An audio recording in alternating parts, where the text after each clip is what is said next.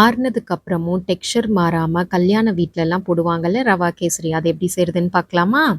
First ஒரு nonstick கடாய் எடுத்துக்கோங்க. 1 table spoon key add பண்ணிட்டு, கேஷ்யூஸ் ஒரு கை நெறைய கேஷ்யூ எடுத்து நல்லா கோல்டன் கலர் வர வரைக்கும் வறுத்துக்கோங்க. அத ஒரு பிளேட்ல ட்ரான்ஸ்ஃபர் பண்ணிட்டு, திருப்பி 1 ஸ்பூன் கீ ஆட் பண்ணி, 1 டம்ளர் ரவைய ஆட் பண்ணிக்கோங்க. ரவ நல்லா ரோஸ்ட் ஆற வரைக்கும் இத லோ ஃப்ளேம்ல வச்சு வறுத்துக்கோங்க.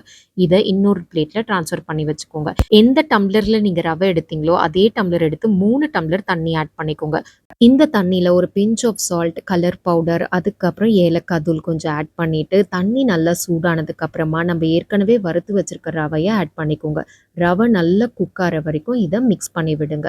ரவ நல்லா குக் ஆனதுக்கு அப்புறமா நம்ம மெஷர் பண்ண டம்ளர்ல 1 டம்ளர் சுகர் ஆட் பண்ணிக்கோங்க. ஸோ இப்போ சுகர் நல்லா மெல்ட் ஆயி இந்த மாதிரி இருக்குங்க. ஸோ இது நல்லா திக்கன் ஆற வரைக்கும் நல்லா குக் பண்ணிட்டு, நம்ம ஏற்கனவே ஃப்ரை பண்ணி வச்சிருக்க கேஷ்யூஸும் ஆட் பண்ணிக்கோங்க. 2 டேபிள் ஸ்பூன் கீயும் ஆட் பண்ணி நல்லா மிக்ஸ் பண்ணிக்கோங்க. சூப்பரான ரவா கேசரி ரெடிங்க.